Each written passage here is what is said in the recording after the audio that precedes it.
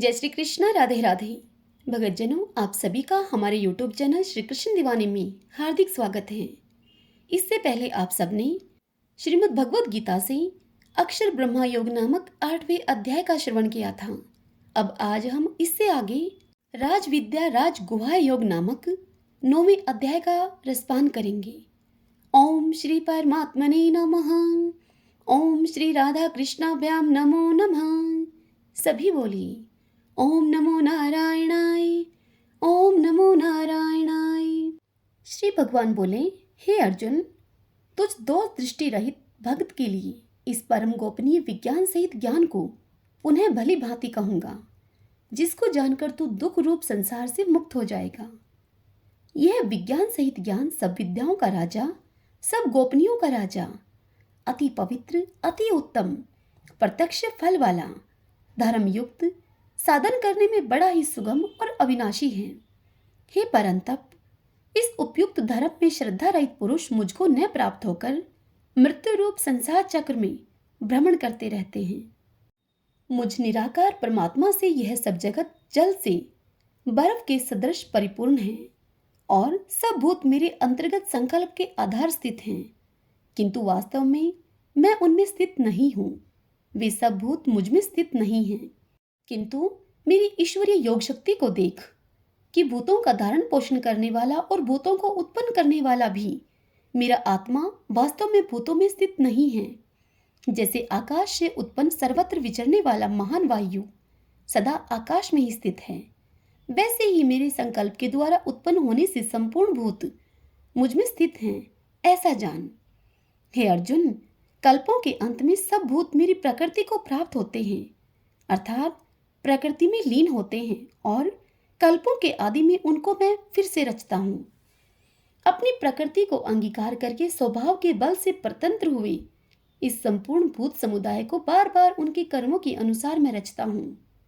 हे अर्जुन, उन कर्मों में आसक्ति रहित और उदासीन के सदृश स्थित मुझ परमात्मा को वे कर्म नहीं बांधते।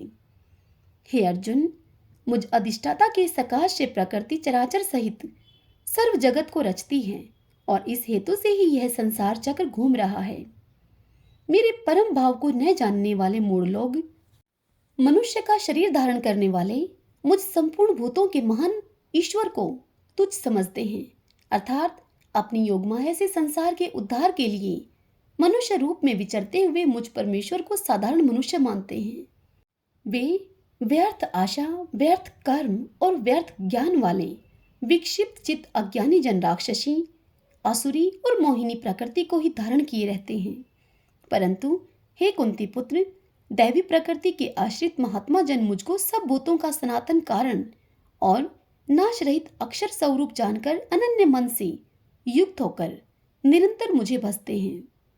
वे दृढ़ निश्चय वाले भगत जन निरंतर मेरे नाम और गुणों का कीर्तन करते हुए तथा मेरी प्राप्ति के लिए यत्न करते हुए और मुझको बारंबार प्रणाम करते हुए सदा मेरे ध्यान से युक्त होकर अनन्य प्रेम से मेरी उपासना किया करते हैं। दूसरे ज्ञान योगी मुझ निर्गुण निराकार ब्रह्मा का ज्ञान यज्ञ के द्वारा अभिन्न भाव से पूजन करते हुए भी मेरी उपासना करते हैं, और दूसरे मनुष्य बहुत प्रकार से स्थित मुझ विराट स्वरूप परमेश्वर की पृथक भाव से उपासना करते हैं। क्रतु मैं हूँ, यज्ञ मैं हूँ, सुधा मैं हूँ, औषधि मैं हूँ, मंत्र मैं हूँ, घृत मैं हूँ, अग्नि मैं हूँ, और हवन रूप क्रिया भी मैं ही हूँ। इस संपूर्ण जगत का दाता अर्थात धारण करने वाला एवं कर्मों का फल देने वाला पिता, माता, पिता मैं है। जानने योग्य पवित्र ओमकार तथा ऋग्वेद, सामवेद और यजुर्वेद वह भी मैं ही हूँ। प्राप्त होने योग्य परम धाम, भरण पोषण करने वाला, सबका स्वामी, शुभाशुभ का देखने वाला, सबका वास स्थान, शरण लेने योग्य, प्रत्यु उपकार न चाहकर हित करने वाला, सबकी उत्पत्ति प्रलय का हेतु, स्थिति का आधार, निधान और अविनाशी कारण भी मैं ही हूँ। मैं ही सूर्य रूप से तपता हूँ, वर्षा का आकर्षण करता हूँ और उसे बरसाता हूँ। हे अर्जुन, मैं ही अमृत और मृत्यु हूँ, और सत असत भी मैं ही हूँ। तीनों वेदों में विधान किए हुए सकाम कर्मों के करने वाले, सोमरस को पीने वाले पाप रहित पुरुष मुझको यज्ञों के द्वारा पूजकर स्वर्ग की प्राप्ति चाहते हैं। वे पुरुष अपने पुण्य के फलस्वरूप स्वर्ग लोक को प्राप्त होकर स्वर्ग में दिव्य देवताओं के भोगों को भोगते हैं। वे उस विशाल स्वर्ग लोक को भोगकर पुण्य क्षीण होने पर मृत्यु लोक को प्राप्त होते हैं। इस प्रकार स्वर्ग के साधन रूप तीनों वेदों में कहे हुए सकाम कर्म का आश्रय लेने वाले और भोगों की कामना वाले पुरुष बार बार आवागमन को प्राप्त होते हैं, अर्थात पुण्य के प्रभाव से स्वर्ग में जाते हैं और पुण्य क्षीण होने पर फिर से मृत्यु लोक में आते हैं। जो अनन्य प्रेमी भगतजन मुझ परमेश्वर को निरंतर चिंतन करते हुए निष्काम भाव से भजते हैं, उन नित्य निरंतर मेरा चिंतन करने वाले पुरुषों का योगक्षेम मैं स्वयं प्राप्त कर देता हूँ। हे अर्जुन, यद्यपि श्रद्धा से युक्त जो सकाम भगत दूसरे देवताओं को पूजते हैं, वे भी मुझको ही पूजते हैं, किंतु उनका वह पूजन अविधि पूर्वक अर्थात अज्ञान पूर्वक है, क्योंकि संपूर्ण यज्ञों का भोक्ता और स्वामी भी मैं ही हूँ। परंतु वे मुझ परमेश्वर को तत्व से नहीं जानते, इसी से वे गिरते हैं, अर्थात पुनर्जन्म को वे प्राप्त होते हैं। देवताओं को पूजने वाले देवताओं को प्राप्त होते हैं, पितरों को पूजने वाले पितरों को प्राप्त होते हैं, भूतों को पूजने वाले भूतों को प्राप्त होते हैं, और मेरा पूजन करने वाले भगत मुझको ही प्राप्त होते हैं। इसलिए मेरे भक्तों का पुनर्जन्म नहीं होता।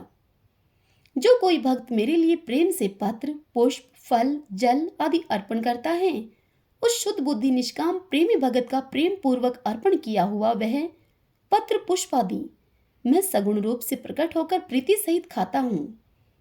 हे अर्जुन, तू जो कर्म करता है, जो खाता है, जो हवन करता है, जो दान देता है और जो तप करता है, वह सब मेरे अर्पण कर।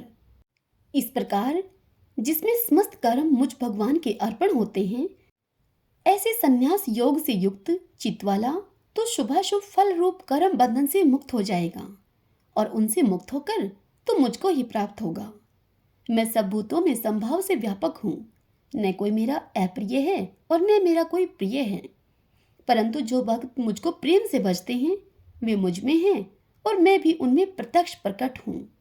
यदि कोई अतिशय दुराचारी भी अनन्य भाव से मेरा भक्त होकर मुझको भजता है तो वह साधु ही मानने योग्य है, क्योंकि वह यथार्थ निश्चय वाला है, अर्थात उसने भली भांति निश्चय कर लिया है कि परमेश्वर के भजन के समान अन्य कुछ भी नहीं है। वह शीघ्र ही धर्मात्मा हो जाता है और सदा रहने वाली परम शांति को प्राप्त होता है।